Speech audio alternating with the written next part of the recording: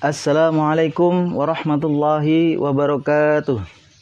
Bismillahirrahmanirrahim. Alhamdulillahirabbil alamin. Wa bihi nasta'inu ala umurid dunya waddin wa ala alihi wa ashabihi wa alina ajmain. Amma ba'd. Para pemirsa yang berbahagia, kali ini kita akan membahas tentang hukum berjima bagi orang yang melakukan puasa di bulan Ramadan. Jima itu aslinya halal, boleh, malah dapat pahala, merupakan ibadah. Tapi kalau dilakukannya pada saat berpuasa di bulan Ramadan, maka menjadi bahaya. Yang pertama bisa membatalkan puasanya, dan yang kedua harus membayar denda, yaitu kifaratul uzma. Wow, ngeri ya. Nah, kita akan bahas ya. Bagaimana sih sebenarnya ya syarat-syaratnya, siapa saja orang yang akan dikatakan berjima di bulan Ramadan itu, bagaimana kriterianya, kita bahas. Bismillahirrahmanirrahim. Qal musannifu fa syarah rahmatan wasi'ah wa nafa'na bihima bi ulumi fid dharaini amin ya rabbal alamin. Wa man wati'a fi nahari Ramadan amidan fil farji. Awas. Fa alaihil qada'u wal kafaratu wahia idku raqabatin mu'minatin fa illam yajid fasiyamu syahraini mutatabi'ain fa illam yastati' fa it'amu sittina miskinan likulli miskinin muddun. Nah, awas ya. Ini luar biasa ini ya, dendanya lumayan. Nah, yang harusnya mendapatkan pahala malah mendapatkan dosa karena dilakukan ketika berpuasa di bulan Ramadan. Kalau dilakukannya malamnya sih nggak apa-apa, nggak masalah. Tapi kalau lagi siang-siang pengen lalu terjadi pertempuran, ini yang akan membahayakan. Oke, waman wati'a fi nahari Ramadan, barang siapa yang berjima atau bersenggama atau melakukan hubungan suami istri pada saat berpuasa di bulan Ramadan, dia melakukannya dengan sengaja ke dalam farji, ya, farjinya perempuan. Nah, maka fa'alaihil qada wal kafarat, baginya dia wajib membayar qada puasanya, dan yang kedua wajib membayar kifarah. Nah, awas, ini berat ya, lumayan. Makanya jangan macam-macam ya. Lebih baik tahan dulu.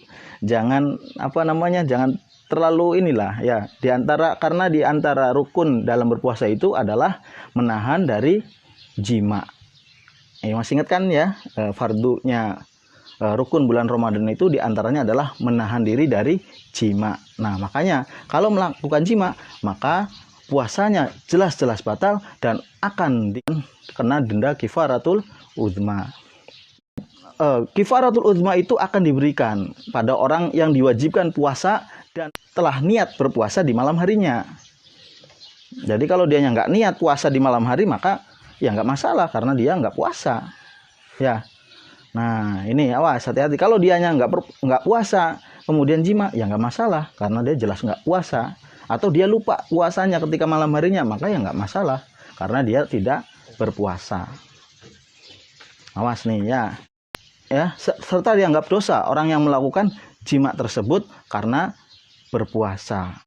Nah, jadi kalau orang itu berpuasa lalu dia niat di malam hari, kemudian dia di siang harinya jima, maka dia akan mendapatkan dosa, wajib membayar qada dan juga wajib membayar kifaratul uzma. Nah, dalam hadis sahih Bukhari dan Muslim ya, itu dijelaskan bagaimana sih kifaratul uzma itu. An Abi Hurairah radhiyallahu anhu qol bainama nahnu julusun indan Nabi sallallahu alaihi wasallam idja'ahu rajulun. Beliau berkata, ketika kita sedang duduk bersanding dengan Nabi sallallahu alaihi wasallam, tiba-tiba datang seorang pemuda. Faqala ya Rasulullah, halaktu. Kata pemuda tadi, wahai Rasulullah, celaka aku. Celaka. Ya, ini menunjukkan bahwa dia itu menyesali perbuatan yang telah dilakukan. Malaka, kata Rasulullah, ada apa denganmu? Ya. ada apa denganmu? Wah, bukan yang itu ya. Ada apa denganmu? Nah, kata pemuda tadi, qala waqatu alam ro'ati. Saya telah berhubungan dengan istriku. Waduh, ya berat ini. Wa ana shaimun, sedangkan saya dalam keadaan berpuasa di bulan Ramadan. Nah, dalam riwayat lain, wa fi riwayatin asabtu ahli fi Ramadan. Jadi, saya berhubungan dengan istri ketika saya sedang berpuasa di bulan Ramadan. Nah, kemudian faqala Rasulullah sallallahu alaihi wasallam. Kemudian Rasulullah sallallahu alaihi wasallam bersabda, "Hal tajidu raqabatan ta'tikuha?" Tu'tikuha. Nah, kata Rasulullah, apakah kamu mempunyai budak untuk dimerdekakan? Nah, kemudian pemuda itu menjawab, faqala la, tidak punya ya Rasul. Nah, kemudian bertanya lagi Kanjeng Nabi, qala fahal tastati'u antasuma syahraini mutatabi'ain?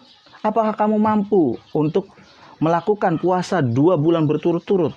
Nah, faqala, kata pemuda tadi, la, tidak ya Rasul. Waduh, ini orang nggak bisa semua ini ya. Kemudian qala fahal tajidu it'amu sittina miskinan? Apakah kamu mampu untuk memberikan 60 makanan orang miskin? Kata Kanjeng Nabi kepada pemuda tadi, faqala la. Dia berkata, tidak ya Rasul. Waduh, yang pertama suruh memberikan budak, nggak mampu. Yang kedua disuruh puasa 2 bulan berturut-turut, tidak mampu. Yang ketiga suruh memberikan makanan 60 orang miskin, juga tidak mampu. Qala, kemudian Abu Hurairah berkata, fama kata Nabi sallallahu alaihi wasallam. Kemudian Nabi diam sebentar. Nah, diam ya Kanjeng Nabinya. Nah, setelah tadi percakapan tadi dengan seorang pemuda tadi. Fa baina nahnu ala dzalika utiyan Nabi sallallahu alaihi wasallam bi arakin fiha tamrun wal arakul miktal. Nah, setelah Nabi diam, tiba-tiba dalam keadaan seperti itu, diam sebentar tadi, Nabi diberi 1 irok kurma. Ya, irok itu adalah ukurannya, ukuran kurma. Menurut kaul, ukurannya ya, ukuran arok itu adalah sama dengan 15 sok. 15 sok itu sama dengan 60 mud. Karena 1 sok itu adalah 4 mud. 15 kali 4 sama dengan 60 mud. Jadi memberikan 60 orang miskinnya itu masing-masing 1 mud. Jadi begitu ya. Ininya nanti ya makanan yang harus diberikan kepada orang miskin atau orang fakir tadi. Qala aina sa'il. Kemudian Nabi berkata, mana orang yang tanya tadi? Nah, ya. Faqala ana, kata orang yang nanya tadi, saya ya Rasul. Itu. Kemudian Nabi berkata lagi, qala hud fatasaddaq bihi. Ambil itu, ya, ambil ini, sok. Ya, kemudian sedekahlah dengannya, dengan kurma yang diberikan tadi oleh seseorang kepada Kanjeng Nabi. Faqala rajul ala afqar minni ya Rasulullah. Kemudian lelaki tadi berkata kepada Rasul, apakah kepada orang yang lebih fakir, wahai Rasul? Nah, kurmanya diberikan kepada orang yang lebih fakir, kata pemuda tadi. Nah, fa wallahi ma baina la bataiha yuridul harratain ahlu baitin afqaru min ahli baiti. Kemudian si pemuda tadi bersumpah, demi Allah ya Rasul, tidak ada di 2 ujung kota Madinah ini orang yang lebih fakir ya daripada keluargaku. Saking fakire sampai dia mengibaratkan dari ujung kota Madinah ke ujung yang lainnya itu ya, ujung satu ke ujung lainnya itu adalah dialah yang paling fakir. Nah, fadhikan Nabi sallallahu alaihi wasallam. Kemudian Kanjeng Nabi tertawa. Hatta badat anyabuhu, sampai tampak gigi taringnya ya, tertawa. Ya gitu ya. Sampai melihat pengakuan si pemuda tadi ya. Sampai bilang demi Allah bahwa dia adalah orang yang paling fakir di antara 2 sudut kota Madinah. Nah, ya seperti yang tadi disampaikan ya, dari pertama dia nggak sanggup. Yang kedua puasa 2 bulan dia nggak sanggup juga. 1 memberikan budak dia nggak sanggup. 2 sholat sholat puasa 2 bulan juga tidak sanggup. Yang ketiga, memberi makan 60 orang miskin juga tidak sanggup. Malah dia mengatakan dialah orang yang paling miskin, paling fakir di antara dua ujung kota Madinah. Tsumma qala ut'imhu ahlak. Kata Kanjeng Nabi, ya udah kalau begitu silakan berilah makanan ini kepada keluargamu karena memang dia paling fakir. Ya, itu Rawahul Bukhari, hadis diriwayatkan oleh Imam Bukhari nomor 1936 dan Imam Muslim nomor 1111. Nah, itu ya hukuman bagi orang yang melakukan jima bersenggama di bulan puasa, sedang melakukan puasa di bulan Ramadan. Nah, itu makanya hati-hati ya, ini lumayan ya berat, rada berat. Nah, berarti kita tarik kesimpulan ya tadi ya. Yang pertama, ketika kita melakukan jima di bulan puasa, sedang berpuasa di bulan Ramadan, yang pertama adalah memerdekakan budak. Ya, budaknya ada kriterianya yaitu budak yang mukmin, satu. Yang kedua, selamat dari cacat. Maksudnya dia itu bisa digunakan untuk bekerja dan beraktivitas. Jadi dia nggak misalnya tangannya bengkol ya atau sikilnya pincang, bukan budak yang begitu ya, atau kopoken misalnya. Nah, bukan budak yang seperti itu, tapi budak yang bisa digunakan untuk bekerja dan beraktivitas. Nah, kalau ada yang cacat sedikit, gompel misalnya, kupingnya hilang siji, nah maka itu tidak masuk dalam kriteria. Tapi zaman sekarang itu budak sudah tidak ada, sudah dihapus dari muka bumi. Nah, berarti ada pilihan yang kedua. Yang kedua adalah puasa selama 2 bulan berturut-turut. Wow, ini berat sekali ya. 1 bulan puasa Ramadan aja berat, apalagi 2 bulan berturut-turut. Nah, ini rada berat ya. Kalau misalnya sudah 1 bulan 27 hari, 28 hari, tinggal 1 hari lagi misalnya, kemudian dia batal, maka dia harus mengulangi lagi dari awal. Oh, itu berat sekali ya puasa ini. Nah, makanya banyak yang tidak kuat juga. Nah, akhirnya ada solusi yang ketiga, yaitu wajib memberi 60 orang miskin, yang mana 1 orang itu 1 mud. Nah, awas ya, 1 mud. Nah, timbul pertanyaan, berapa sih 1 mud? Nah, menurut Imam Syafi'i ya, 1 mud itu adalah 675 gram. Atau kita bulatkan menjadi 750 gram ya. Kalau zakat ya, kalau zakat itu kan 4 mud atau 4 mud atau 1 sok. 1 sok itu sama dengan 4 mud. Nah, 1 mudnya 750 gram kali 4 menjadi 3 kilo. Berarti zakatnya kita itu bayarnya 3 kilo. Kalau zakat fitrah tuh awas, jangan 2,5 kilo ya, 3 kilo. Karena ukurannya menurut Imam Syafi'i itu 675 gram atau dibulatkan menjadi 750 gram. Supaya ihtiyat, hati-hati, lebih baik lebih ya. Dizakatkan lebihannya buat sodako. Jadi 3 kilo ya. 1 mudnya itu 750 atau lebih baik satu mudnya dibulatkan lagi menjadi 1 kilo. Ya berarti kita sodakoh 60 kilo. Ya masing-masing 1 orang miskinnya 1 kilo. Itu lebih baik. Nah, kalau misalnya kita kalikan lagi 1 kilo itu sekarang beras itu harganya 10.000 sampai 11.000. 10.000 aja ya. Berarti 10.000 kali 60 kilo. Berapa jadinya? 10.000 kali 60 kilo. Berarti 600 kilo. 600.000 rupiah. Berarti sekali melakukan senggama atau berjima di bulan puasa itu bayarnya 600.000.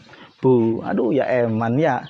Bisa nganggo tuku yang lainnya ya. Apalagi di masa pandemi ini bahaya ini ya. Karena hashtag di rumah aja, otomatis ini lebih produktif nih ya bagi hubungan suami istri. Apalagi yang lagi honeymoon atau lagi baru saja menikah. Nah, ini biasanya lagi lagi solot-solote ya, lagi ngeri-ngeri ya pokoknya mah. Ya, makanya yang baru menikah hati-hati ya, jangan sampai terjadi karena nanti harus bayar 600.000. Nah, ini rada berat ya. 1 kali 600.000. Nah, ya. Tapi kalau berani silahkan, tapi dosa ya. Kan hukumannya tadi 1 dosa, karena dia merusak puasa dengan bersenggama. Yang kedua harus mengqadha puasanya, dan yang terakhir nanti bayar 60 mud bagi 60 orang miskin ya. Jadi lebih baik dihindari saja. Toh kan bisa ada waktu malam hari, tinggal nanti setelah tarawih tempur. Nah, itu kan nggak masalah, nggak kena kifarat nantinya ya. Makanya hati-hati ya bagi pasangan-pasangan muda-mudi, terutama yang baru melakukan hubungan pernikahan ya.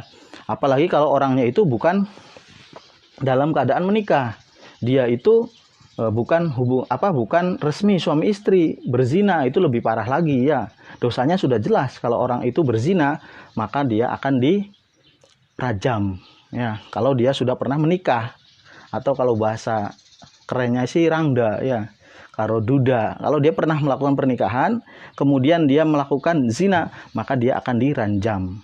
Diranjam itu dikubur hidup-hidup, tinggal kepalanya saja, lalu dilempari batu oleh satu masjid misalnya sampai dia mati di situ.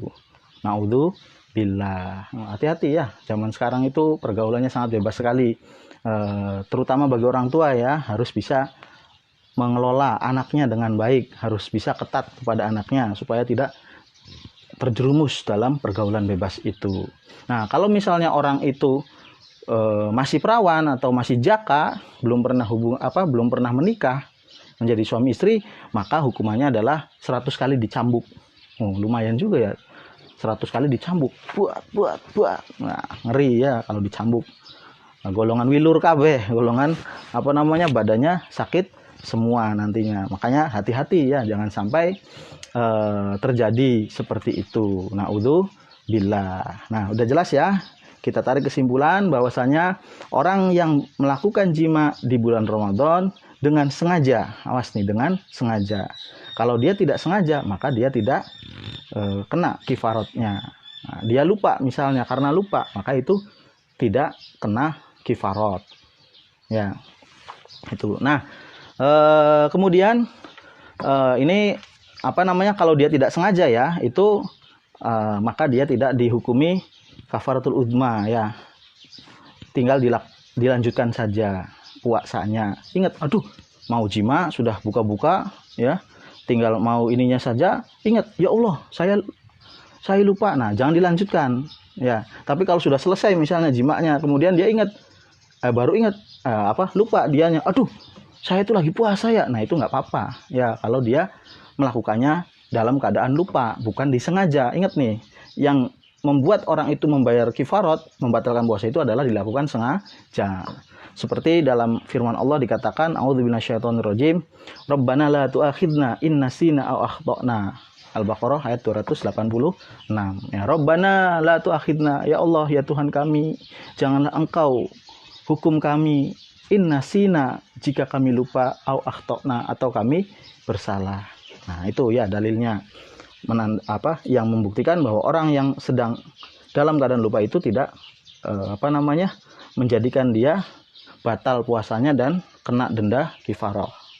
Nah, dalam hadis dikatakan, innallaha tajawaza an ummati al khoto'i wan nisyani wa mastukrihu alaih. Kata Kanjeng Nabi, sesungguhnya Allah mengampuni dari umatku ya, al-khoto'a, satu, kesalahan, pasti akan dimaafkan kalau dia bertobat. Kedua, kelupaan. Dan yang ketiga adalah keterpaksaan. Rawahu Ibnu Majah, hadis diriwayatkan oleh Imam Ibnu Majah. Bahkan dari hadis lain dikatakan, man aftara fi syahri Ramadan nasyan fala qada'a alaihi wala kafarata.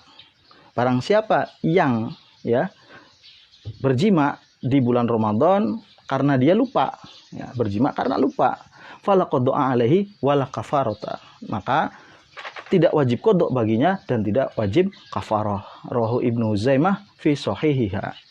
Nah, itu ya, jadi hadis yang menguatkan bahwasanya kalau orang itu melakukannya karena lupa melakukan hubungan suami istrinya, maka dia tidak kena kafarah ya, dan dia juga boleh untuk melanjutkan puasanya. Nah, itu ya. Jadi setelah penjelasan tadi ya, sudah jelas bahwasanya selama bulan puasa, karena berjima, menahan jima itu adalah salah satu dari rukun puasa dan ketika kita melakukan jima, maka dosanya ya, maka orang itu akan menanggung dosa karena dia berjima di bulan puasa. Yang kedua karena dia wajib membayar qadha, dan yang terakhir bayar fidyah ya, kafaroh, membayar kafaroh yang tadi itu. Maka janganlah melakukan jima di bulan suci Ramadan. Nah, jima ini ya, yang kena kafarat itu bukan orang yang dijimaknya, tapi orang yang menjimaknya. Jadi dalam hadis tadi tuh dari Abu Hurairah itu bahwasanya yang kena kifaroh itu suaminya yang mengajaknya untuk berjima. Kalau orang yang dijimaknya itu tidak kena kifaroh. Jadi hanya orang yang berjimaknya saja. Kalau yang yang dijimai, yang perempuan yang dijima, maka dia cuman batal puasanya, wajib qadha. Atau sebaliknya, kalau perempuannya yang mengajak jima, berarti perempuannya yang kena kifaroh, bukan laki-lakinya. Jadi batasannya itu orang yang mengajak jimaknya siapa, maka dia yang kena kifaroh. Ya, kalau yang dijimainya, maka itu tidak kena kifaroh. Ya, sudah jelas ya. Semoga ada manfaatnya. Terlebih sekarang bulan puasa, semoga puasa kita diterima oleh Allah Subhanahu wa taala dan menjadi ibadah yang sempurna di mata Allah. Amin ya rabbal alamin. Kurang lebihnya saya minta maaf. Wallahul muwaffiq ila aqwamit thoriq. Wassalamualaikum warahmatullahi wabarakatuh.